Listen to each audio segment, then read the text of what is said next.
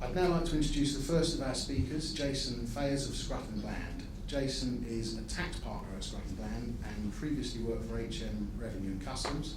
Jason will be highlighting how careful planning is needed to ensure a 10% tax rate can be achieved. Jason.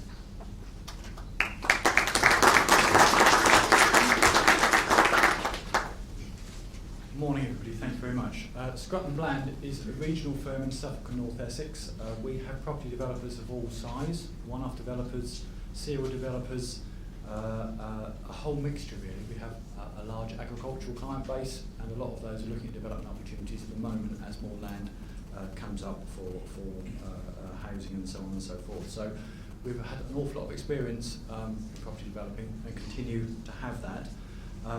And this morning I'm just going to share with you some ideas and thoughts as to how to make sure you try to maximise the opportunities of entrepreneur relief and using the 10% headline tax rate that's offered when you're able to qualify.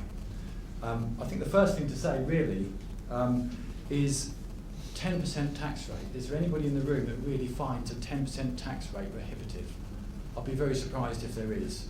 I think over the last few years we've had so many different schemes and tax avoidance hitting the headlines, and those aggressive tax avoidance schemes, I think, are a thing of the past. The Revenue continue to legislate against them. We now have advanced payment notices for anybody that enters into those and they're challenged by the Revenue. In the meantime, they have to pay back the tax that they've saved as a result of the planning, so the cash flow for them is an absolute nightmare, and I really do think that that type of aggressive planning is a thing of the past. So let's look at something that's within the tax rules, within the legislation, and that's entrepreneur relief. Entrepreneur relief gives a 10% tax rate on qualifying gains of up to £10 million, and that's a lifetime limit. So it's a great tax rate. I think property developers are probably best placed to really plan and utilise this compared to some other sectors. So let's just look through what you need to do to qualify. Well, basically you need to sell your business. Now if you're a sole trader, that's fine, you sell your business, the profit that you make on selling it, you qualify for entrepreneur relief. If you're in a partnership, you can dispose of your interest in the partnership or even reduce your interest in the partnership and qualify for entrepreneur relief. If you've got shares in a company, you may well be able to qualify for entrepreneur relief. But there are conditions attaching to each of those, and planning is absolutely essential to make sure that you're going to qualify. And I think the first thing I would say there is if you've got shares in a company or you're in a partnership, you've got to sell at least 5% in order to qualify for entrepreneur relief. You don't have to sell all of your holding and all of your interest in the partnership, but you have to sell at least 5%.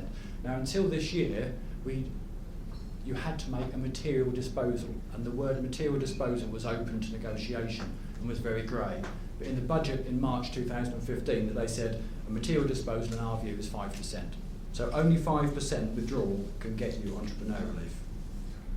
Looking at share sales themselves in a little bit more detail, if you're selling shares, you have to sell shares in your personal company, and a personal company is just one that you hold more than 5% of the shares in. You need to be an officer, a director or employee. A shadow director qualifies. A shadow director doesn't qualify, but a non-exec does qualify. It's always best to have some remuneration paid as part of that package to demonstrate the credibility of being an employee or director. The company needs to be a trading company.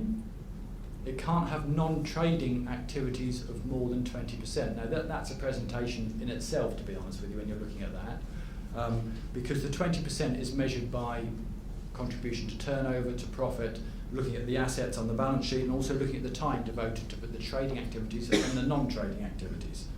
So you need to organise your business, your company, to make sure that you maintain a trading company status.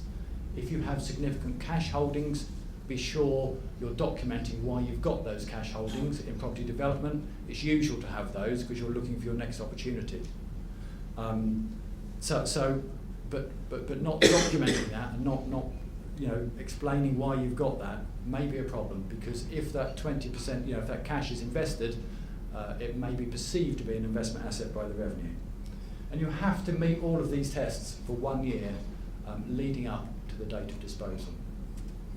Only 1 year. If you've got assets that don't qualify as trading assets at the moment, you can actually create them or plan to make them trading assets, and then the non-trading history of them is washed away because your entrepreneurial leave will kick in for the final 12-month period only. That's why planning is so essential. When you're looking at groups and groups of companies, you need to be sure if you can sell shares in a subsidiary company or indeed the holding company. Again, you're looking at the test to make sure this is a trading company or the holding company of a trading group. Subsidiaries included in that test are 51% subsidiaries. And really, property development is ideally suited to a group structure with a holding company and subsidiary companies maybe dealing with different developments in each company, so that as you complete each development, you may wish to wind up and distribute your profits up to the top company, and eventually potentially wind up top company and get your entrepreneurial leave. But planning is essential, I suppose, is what I'm really saying. If you've got joint ventures, again, very common in property development, joint venture companies qualify. A joint venture company is defined for this purpose of being one that 75% or more of the ordinary share capital is held by not more than 5 people. And you've got a problem there, because if you don't actually meet that criteria for some reason, if there's more than 5 people involved and you think you're in a JV company, the revenue won't treat it as a JV company, and so the holding company that has that investment in the JV will be treated as holding an investment, and that could affect your status as being trading or non-trading. So be careful with joint ventures. When you're looking at joint ventures, you're basically, there's a look-through test. So you're looking at the activities of the joint venture company and considering whether you're a trading company or a trading group.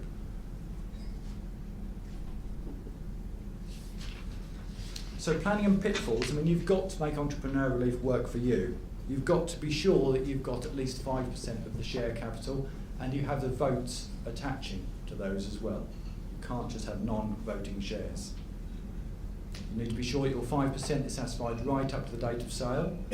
If you've got people that have share options and they exercise their share options, does that affect somebody's entitlement? Does it mean that they no longer have 5%? Does it have to be 5% of the enlarged share capital where further shares are issued through options?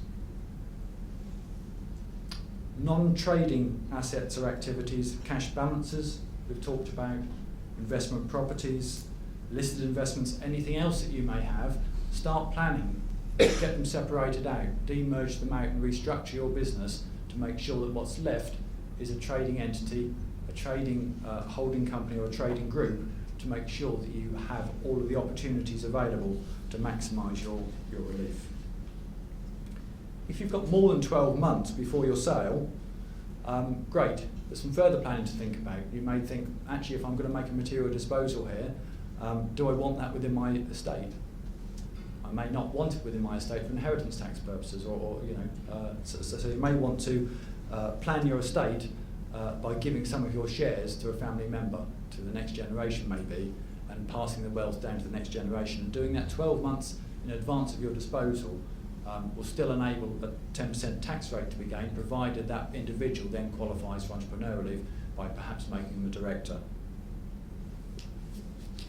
If you've got less than 12 months before sale, if you're a non-qualifying shareholder, maybe owning 3% or something, and your spouse or family member owns 5%, if you transfer your 3% to them, they get entrepreneurial leave on the full amount, even if they haven't held the shares you've gifted them for 12 months. It's their qualification in their own right as to whether they qualify for entrepreneurial leave. The test in whether they will get their 10%. If not, is it possible to defer the disposal until 12 months have been satisfied? Or even think about things like cross options, whereby you have options in place, call options at different prices that extend the period over which the disposal takes place to make sure that you trigger the 12% ownership period. Forward planning is essential. 10% tax rate doesn't come without a little bit of effort and a little bit of planning, I think it's fair to say. Timing is absolutely crucial, but remember, you've got a saving of up to £1.8 million per person. So it's well worth, I think, trying to think about that. I think my 10 minutes are just about up. A quick canter through. I could have spoken more, but I was very much restricted to 10 minutes, so if there are any questions, I'd be delighted to answer them. I will be around later in the day as well. We have a question there, I think. Does it have to be a UK company? No? Be offshore? Yeah. Yeah. It's the company itself and whether it qualifies in its own right, so it doesn't have to be UK. Have you got many property developers you've actually done this planning for? Yeah, absolutely. Yeah. I mean, if you think of, I don't know, if you take about, I mentioned agricultural client base with farmers, they're looking to try and maximise the value of their land by using entrepreneurial leaf and selling to developers. And that sort of plays a part in everybody's, in the chain of property development. So you've got agricultural clients with partnerships that have got pieces of land, and if you sell a piece of land in isolation, the piece of land doesn't qualify for entrepreneurial leaf, it's got to be a disposal of a business. So you sometimes have to create businesses with perhaps different family members in a partnership to make sure that that land in itself is a business in its own right and is capable of being sold and qualifying for entrepreneurial relief. And obviously that affects, if they've got a 10% tax rate, they're more likely to take a lower value on the price of the land, so the ongoing developer may have a better opportunity to obtain the land. If you've got a strategic land deal of such landowners, and they presumably have to sell into a partnership vehicle or something, do they not then trigger stamp duty in some way? No, they shouldn't do. No, they shouldn't do. It depends on the circumstances, and careful planning is needed. But there's obviously two lots of things to consider there. One is stamp duty, and the other one is capital gains tax. And for business assets, capital gains tax allows you to hold over the gain between parties ordinarily. But remember, if you form a partnership, you don't necessarily have to have land-owning partners. So it may be that the asset is not even shown on the balance sheet of the partnership. So in effect, it doesn't become partnership property, and that's why there's no stamp duty land tax charge created as a result of that. And it may be that one of, say, 2, 3 or 4 partners may own the land, but a business of 4 partners occupies the land, and on the disposal of the land, all 4 partners cease in business, but only one of the partners actually has land to dispose. And they will still qualify for entrepreneur relief because it's disposal of an asset linked to the cessation and disposal of a trade. Can you combine, if you've got a business with R&D tax credits, can you combine the 2 reliefs in some way, or can you get both reliefs? They're completely independent, so there's no reason why you can't qualify for R&D as well as getting entrepreneur relief. I mean, R&D is fantastic tax relief, absolutely.